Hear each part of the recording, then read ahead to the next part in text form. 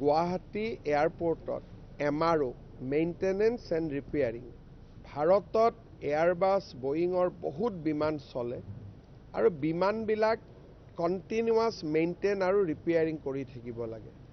তাৰ হাব এটা এতিয়া অসমত আমি স্থাপন কৰাৰ দিশত আগবাঢ়িছোঁ।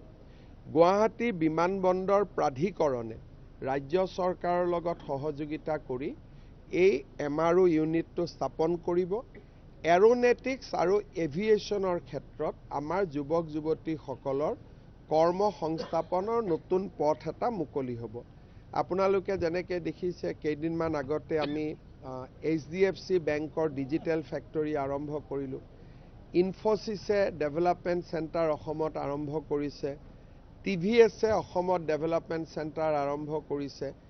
আমাৰ উচ্চ শিক্ষিত বিশেষকৈ ছায়েন্স গ্ৰেজুৱেটখিনিয়ে লাহে লাহে MTech, BCA, science graduate, IT এই ক্ষেত্ৰত পঢ়া শুনা কৰা ল'ৰা ছোৱালীবিলাকে যাতে অসমতেই চাকৰি পায় তাৰ কাৰণে আমি বিভিন্ন ব্যৱস্থা হাতত লৈছোঁ।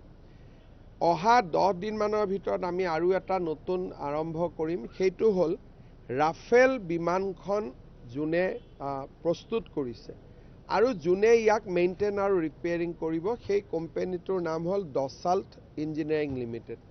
তেওঁলোকে গুৱাহাটী ইঞ্জিনিয়াৰিং কলেজত হাব এটা নিৰ্মাণ কৰিছে, আমি উদ্বোধন কৰিম, যাতে আমাৰ গুৱাহাটী ইঞ্জিনিয়াৰিঙৰ ল'ৰাই ৰাফেল বিমানৰ যিটো ইক'ছিষ্টেম তাত যাতে কাম কৰিব পাৰে। আজি আমি আৰু এটা কাম কৰিলোঁ। আমাৰ অসমৰ পলিটেকনিক আৰু ITI সমূহত টাটা টেকনলজিৰ সৈতে লগ লাগি আমি একোটা ডাঙৰ প্ৰশিক্ষণ বা প্ৰযুক্তি কেন্দ্ৰ স্থাপন কৰিলোঁ, য'ত অট'মেশ্যন, এডভান্স মেচিন লাৰ্ণিং এই গোটেইবিলাকৰ বিষয়ে, ডিজিটেল প্ৰিণ্টিং গোটেইবিলাকৰ বিষয়ে আমাৰ ষ্টুডেণ্টে শিকিব পাৰিব। 6খনত চলি আছিলে, বহুত ষ্টুডেণ্টৰ ডিমাণ্ড।